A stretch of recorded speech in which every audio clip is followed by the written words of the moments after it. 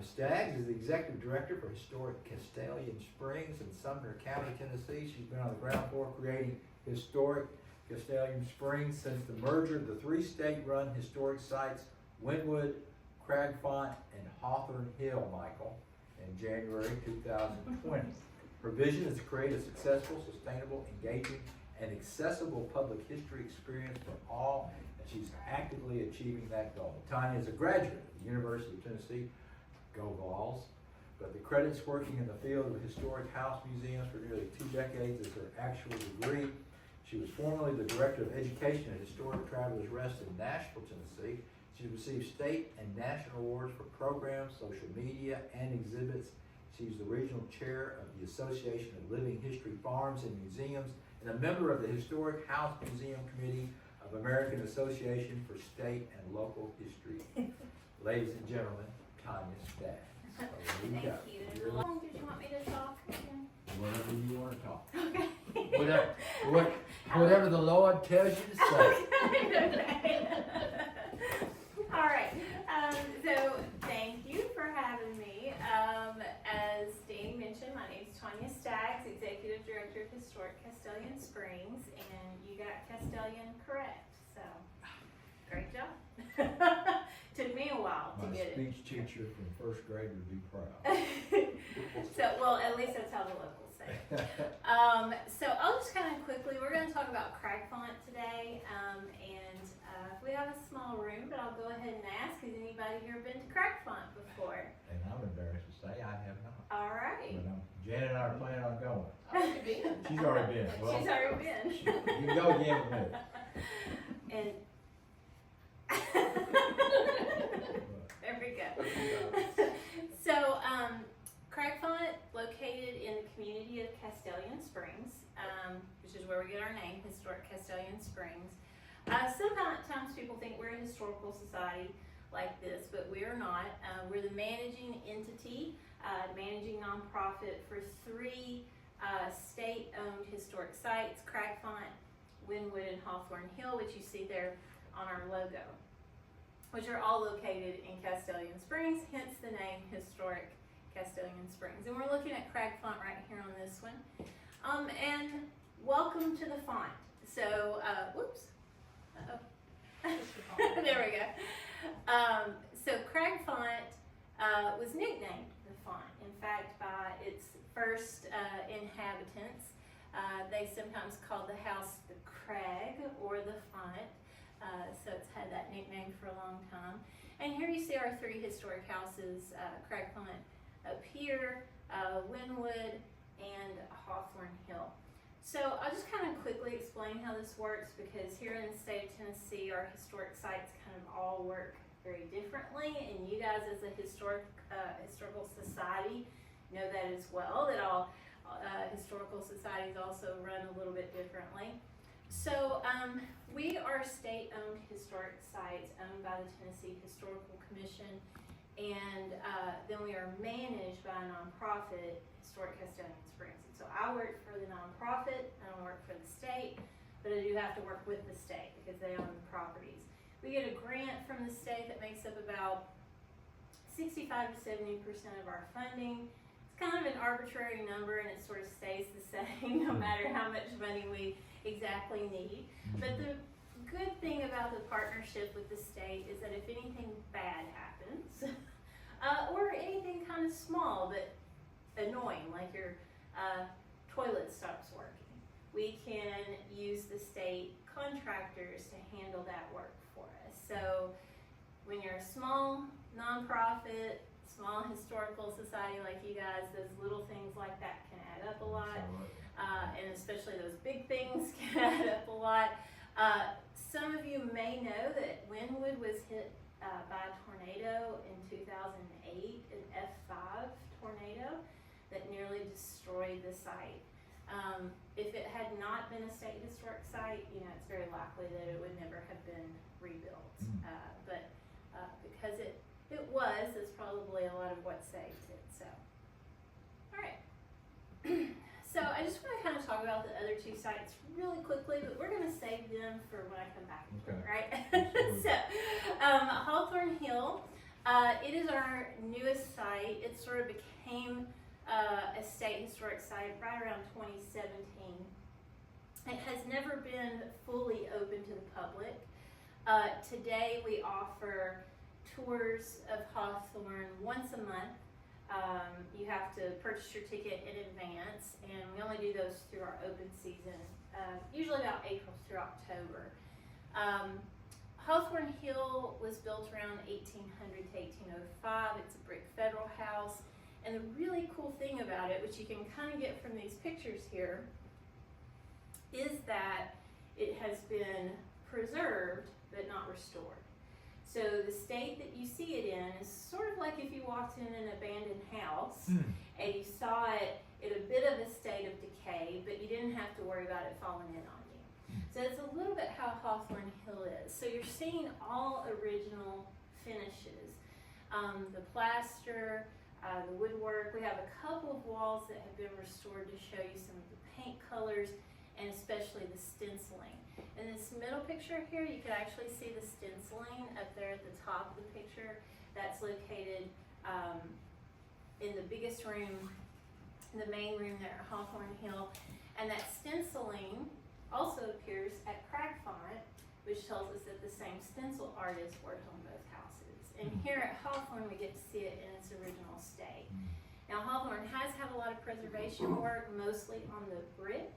And it has, we've done paint analysis and everything, so we know what these colors look like originally. It's a really cool tour because it's only 4 rooms. We have no furniture. And so you might wonder, what do we give a tour about, right? We give a tour about the architecture of the house, and we let those surfaces, those original surfaces, tell us the story. So it's a bit like being a bit of a house detective, and we can tell how the story of Hawthorn has kind of evolved over time by looking at the finishes of the house. It's actually one of my favorite tours to give because it is so different than your typical historic house museum. All right. And then we have Wynnewood here, Wynnewood's just a great big weird building. It's a national landmark. It was built as a mineral springs resort. Construction started probably around 1828. It was completed around 1830. And it started out as a mineral springs resort. It was an endeavor by a fellow named Alfred Wynne. He had some business partners. Unfortunately for them, a few years in, it failed. They were losing money, and so Alfred purchased his partner's shares, and he moved his family in. It kind of became a family home, but it still operated as a mineral springs resort. Now the cool thing for us is Alfred Wynne was married to a woman named Almira Winchester. Almira Winchester was born at Cragfont in 1805, so she was one of the Winchesters who owned Cragfont, and we'll get to that in just a minute. So she's our connection between Cragfont and Wynnewood. Alfred was not a great businessman, probably one reason why the inn didn't do so well, but he often supplemented his income through the slave trade. So he was a domestic slave trader. He would purchase people around Tennessee, Kentucky, Virginia, those places, and take them down to Natchez, Mississippi, and sell them at the Forks of the Road slave market. He usually took about 2 to 3 trips a year, selling anywhere from 10 to 20 people. So in comparison to someone like Isaac Franklin, who was selling hundreds of people every year, Alfred was a small scale slave trader, but a slave trader nonetheless. So at Wynnewood, we talk a lot about the family there, but we also talk a lot about the domestic slave trade. So that brings us to Cragfont and to the Winchesters. So Cragfont, we're going to focus on that tonight. Cragfont is a limestone house built of native limestone. We don't know exactly where it was quarried from. We believe construction started around the 1790s. We don't know exactly when, but we do know it was completed in 1802. And the house was commissioned by this fella, James Winchester. Winchester came to what was then Sumner County, North Carolina, in around 1784-85, somewhere around there. And he was a Revolutionary War veteran. He was from Maryland, and he had fought the American Revolution from start to finish. He had actually been a Continental soldier. He had served in the 1st, 2nd, and 3rd Maryland regiments. And so he had seen some pretty intense stuff, right? He had been in battles where George Washington was. He'd been a prisoner of war. And in fact, the letter that you see here on the side is a letter that we have in our collection that was sent to James Winchester from his father in 1780 while he was a prisoner of war held in New York by the British. So Winchester, during his Rev War career, saw he was in New York, he was in Pennsylvania, he ends up down in South Carolina, and his brother also served. Now they usually served in different regiments. At the end of the war they kind of end up in the same regiment, but both of them start to finish. When they get out, they go back home to Maryland. Their dad had founded a town, Westminster, Maryland, which was just outside of Baltimore. And they joined the Society of the Cincinnati, so they can be proud of their Rev War service. But they probably got a little bored, right? Here they had been on this adventure for a few years. So we don't know exactly what brings them to the frontier, but this is our guess, that they were just looking for their next adventure and probably also a way to make a little bit of money. Now they were already from money, so they had a little bit of a head start, and being officers from the Maryland Army, they had done okay too, so they had actually been paid, unlike some Rev War soldiers.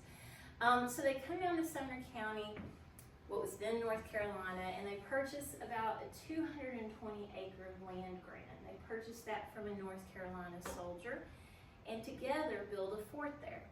Now we don't know much about the fort. We know that it was called Fort Winchester sometimes Fort Tuckahoe, a few different names. But eventually what happens is that James Winchester marries, starts a family. By about 1793, he has his first child. He was a lot older than his wife, Susan. So Susan, his wife, was only about 17 or 18 when they had their first child together, and James Winchester was nearly 40 years old. So probably around the time he starts all that, that's when construction of Cragfont starts. And also, he loses his brother. So in 1794, his brother George is killed by Native Americans. They have been partners in everything, George and James. So now James gets everything George had.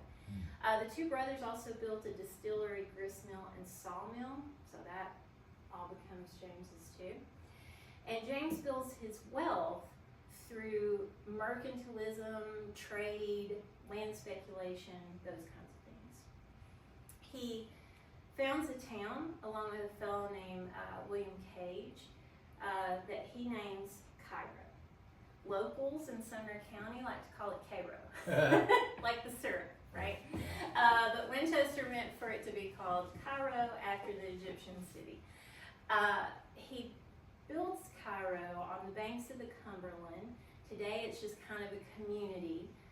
It's located between Gallatin and Castalian Springs. And if you're curious where Castalian Springs is, we're only about 10 minutes outside of Gallatin. And this is a perfect place for trade. So Cairo actually is a bit more of a boom town than Gallatin is because it's on the Cumberland River. You got James Winchester and William Cage kind of manipulating it and the trade that goes on there. Flatboats loaded with corn, cotton, and tobacco are sent down to New Orleans on a regular basis. Winchester owns a general store there. He owns a tobacco warehouse. You guys know a little bit about tobacco here in Robertson County. And he owns a cotton spinning factory and several other businesses there. So Cairo's probably really what makes Winchester very wealthy. And around the same time that Cairo is booming, James Winchester enters a deal with his good friend John Overton to found another town. This one, also named after an Egyptian city, but you might recognize a little bit more, it was named Memphis. Now it's believed that Winchester probably named it since he had affinity for Egyptian names, and we know that he surveyed the town. Winchester didn't really live long enough to see Memphis be as successful as Cairo had been for him. He died in 1826. So his family would not benefit very much from Memphis, but nor Cairo, because after Winchester's death, Cairo kind of went downhill. So Winchester, when he died in 1826, enslaved about 31 people. He didn't have a huge farm. He had a lot of land. He had way more than what he started out with by the time he passed away, but he didn't really grow much. Cragfont's, if you've ever seen it or been there, it's on top of a limestone outcropping. It doesn't have really good soil for growing things. Even today, and all you can get from it is hay. But the people that were enslaved at Cragfont were really to provide a level of comfort and luxury for the Winchesters. So these are super wealthy people. You know, they're really rich, and they're afforded a certain lifestyle by the enslavement of others. We have throughout the house silhouettes like this that name people who were enslaved at Cragfont, Mary being one of them. And beside it there, we see another woman important, or something from another woman important to the story of Cragfont, and that's Elmira Winchester. So if you remember when I was mentioning Wynnewood, Elmira, she's the one that married Alfred Wynne, and they later lived at Wynnewood together. She was born at Cragfont in 1805, and when she was about 18 years old, she wrote a diary. Now, we don't know if she kept more than that one diary, but we have one that still exists for her, and that one started on December 22nd, 1823. I'll go back to there, and this is a page from her diary here. So